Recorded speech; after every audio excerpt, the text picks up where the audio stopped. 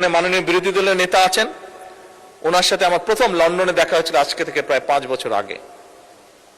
ওনার পরিবারের সদস্যরাও লন্ডনে থাকেন। উনি নিজে একজন চিকিৎসক, খুব সম্ভবত ওনার মেয়েও বোধহয় চিকিৎসক, আমি যতটুকু জানি। ছেলে চিকিৎসক, ওনার সবাই চিকিৎসক। আচ্ছা, ভেরি গুড। মাননীয় বিরোধী দলীয় নেতা অবশ্যই ওয়াকিফাল আছেন। ওনার ধারণা আছে, যেহেতু উনি পরিবারের সাথে দেখা সাক্ষাৎ করার জন্য মাঝে সাঝে ইউকেতে যান। আমিও যেহেতু আনফরচুনেটলি বহুদিন আমাকে থাকতে হয়েছে দেশে আসতে না পারার কারণে। মাননীয় স্পিকার, ইউকের মতন দেশে একটি রিচ কান্ট্রিও দেশের মানুষের স্বাস্থ্য সেবা নিশ্চিত করতে গিয়ে তারা রীতিমতন হিমশিম খাচ্ছে, এবং সে কারণেই তারা এখন একটি নতুন উদ্যোগ গ্রহণ করেছে, এবং সেটা শুধু ইউকেতেই নয়, অল ওভার ইউরোপে এই উদ্যোগটা তারা গ্রহণ করেছে। সেটা হচ্ছে প্রিভেনশন।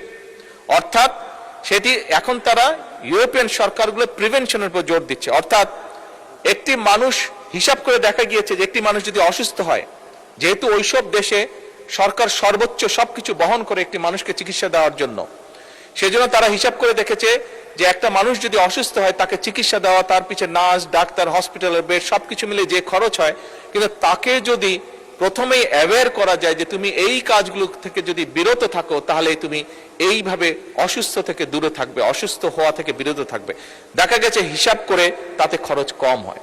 মাননীয় স্পিকার, আমরাও এখন সিদ্ধান্ত গ্রহণ করেছি যে স্বাভাবিকভাবে 20 কোটি মানুষের দেশ, এত মানুষকে চিকিৎসা সুবিধা দিতে গেলে মাননীয় বিরোধী দলীয় নেতা বলেছেন কিভাবে মানুষ ওয়ার্ড হসপিটালগুলোতে মাটিতে পর্যন্ত শুয়ে থাকে। বিরোধী দলীয় নেতার জানার জন্য বলছি, আমার কাছে একটি স্ট্যাটিস্টিক্স আছে, এটি সবার জানার জন্য বলছি। হিসাব করে দেখা গিয়েছে মোটামুটি ভাবে হাসপাতালগুলোতে, সারা বাংলাদেশের হাসপাতালগুলোতে মাটিতে শুয়ে থাকে প্রায় 40 লক্ষ মানুষ। 40 লক্ষ মানুষ যাদেরকে বেড দিতে পারে না। এখন এত বিশাল সংখ্যক জনসংখ্যার দেশ, স্বাভাবিকভাবে সরকারের, আমি বলেছি আমার বক্তব্যে, সরকারের সীমাবদ্ধতা আছে সম্পদের, রাষ্ট্রের সীমাবদ্ধতা আছে সম্পদের। সেজন্য আমরা উদ্যোগ গ্রহণ করেছি, আমরা মানুষকে বোঝাবো, মানুষকে অ্যাওয়্যার করবো যে কি কি থেকে কি কি অসুখ, কাজ থেকে বিরত থাকলে, খাবার দাবার লাইফস্টাইল ফলো করলে অসুখ থেকে, অসুস্থ থেকে বিরত থাকা যায়, বেঁচে থাকা যায়, নিজে সুস্থ থাকা যায়।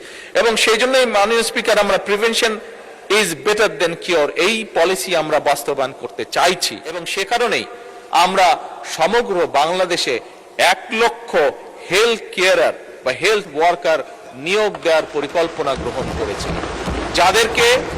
যারা গ্রামে গ্রামে ঘরে ঘরে যাবে, আমাদের মায়েদেরকে বোঝাবে, বোনেদেরকে বোঝাবে, কারণ মা বোনেরাই পরিবারের স্বাস্থ্য, খাবার দাবার, হাইজিন সবকিছু কম বেশি খেয়াল রাখেন।